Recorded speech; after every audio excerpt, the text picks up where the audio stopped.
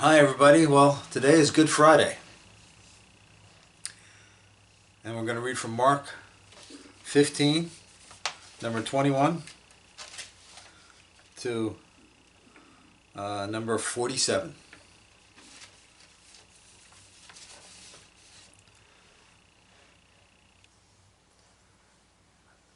They compelled a passer-by who was coming in from the country to carry his cross. It was Simon of Cyrene, the father of Alexander and Rufus. Then they brought Jesus to the place called Golgotha, which means place of the skull. And they offered him wine mixed with myrrh, but he did not take it. And they crucified him, and divided his clothes among them, casting lots to decide what each should take. It was 9 o'clock in the morning when they crucified him. The inscription of the charge against him read, "The King of the Jews." And with him they crucified two rebels, one on his right and one on the left. Those who passed by derided him, shaking their heads and saying, "Aha! You who would destroy the temple and build it in 3 days, save yourself and come down from the cross." In the same way, the chief priests, along with the scribes, were also mocking him among themselves and saying, "He saved others. He cannot save himself. Let the Messiah, the King of Israel, come down from the cross so that we may see and believe." Those who were crucified with him also taunted him. When it was noon, darkness came over the whole land until 3 in the afternoon. At 3 o'clock, Jesus cried out with a loud voice,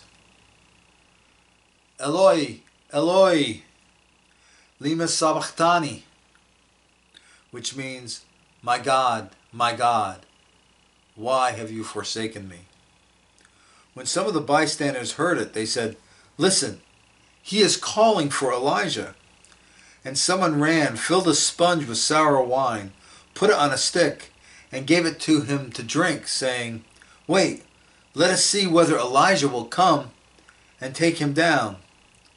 Then Jesus gave a loud cry and breathed his last. And the curtain of the temple was torn in two from top to bottom.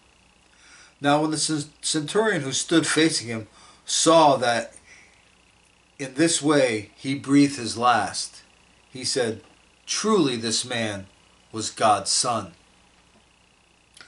There were also women looking on from a distance. Among them were Mary Magdalene, and Mary, the mother of James, the younger of Joseph and Salome, who followed him when he was in Galilee, and ministered to him. And there were many other women who had come up with him to Jerusalem. When evening had come, and since it was the day of preparation, that is, the day before the Sabbath, Joseph of Arimathea, a respected member of the council who was also himself waiting expectantly for the kingdom of God, went boldly to Pilate and asked for the body of Jesus. Then Pilate wondered if he were already dead, and summoning the centurion, he asked him whether he had been dead for some time. When he learned from the centurion that he was dead, he granted the body to Joseph. Then Joseph bought a linen cloth, and taking down the body, wrapped it in the linen cloth, and laid it in a tomb that had been hewn out of rock. He then rolled a stone against the door of the tomb. Mary Magdalene and Mary the mother of Joseph saw where the body was laid. The interesting thing is Mary the mother of Joseph is actually Mary the mother of Jesus. But you all know the story, and we've heard it different ways. A guard is set outside. The chief priests fear because they know that Jesus has talked about being resurrected. The chief priests fear that the disciples will sneak over, roll away the stone, and take the body of Jesus. And then perpetrate a lie saying that Jesus lives. And that part's not in Mark. But if you follow all the synoptic gospels, what you'll find is that they seal the tomb. It's the seal is the Roman seal is basically like putting concrete. It's actually a mixture of sand, water, lime, and stone around the entire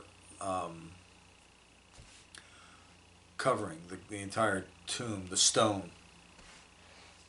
Now, you or I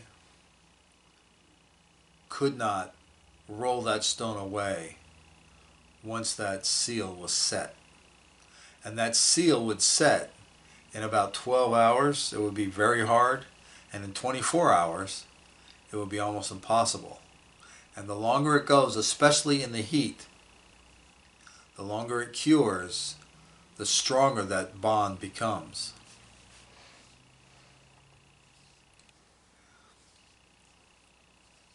I think that one of the things about Good Friday that has always bothered me is the whole concept of Mary, who has raised this child, been with him as a man. It's her baby that they crucify. It's got to be untold sorrow for her. Okay, now my meditation, based on being a disciple. So, yesterday, remember how he got arrested and we ran away?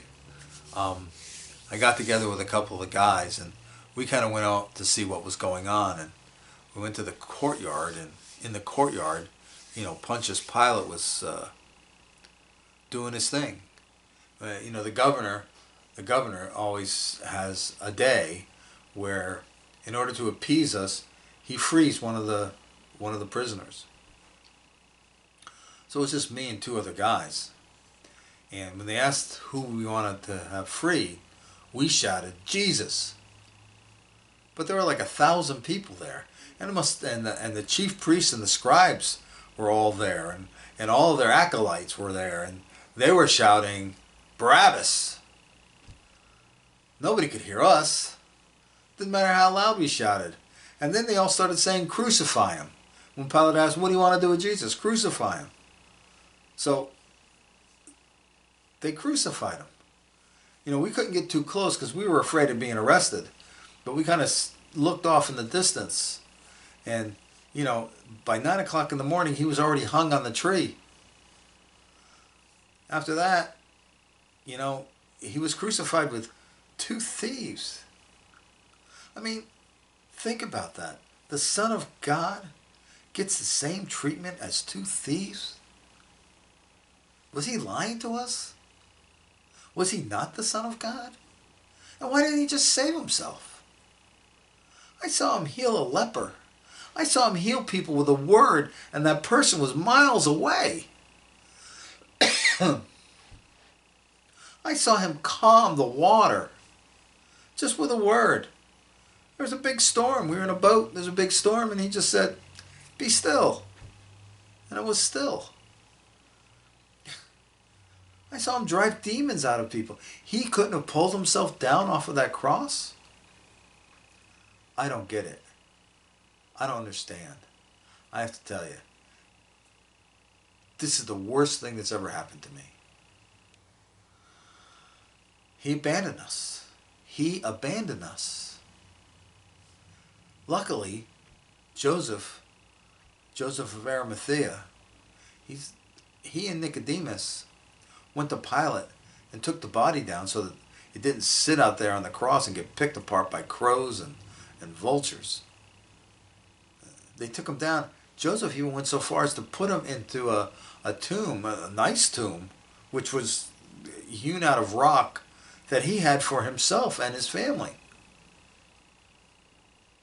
And then he rolled the stone against it. We all hightailed it back into the city, and we locked ourselves up in a room because we certainly don't want to be crucified. That's so bizarre that that happened. I don't know what we're gonna do. I don't know. Do we go back to Galilee? Do we go back to fishing? What the heck's Matthew gonna do? He's a tax collector that left the employ of Rome. You think the Romans are gonna take him back? I mean, if he shows up, they're just gonna arrest him. They'll probably crucify him too. It's so bizarre. So bizarre.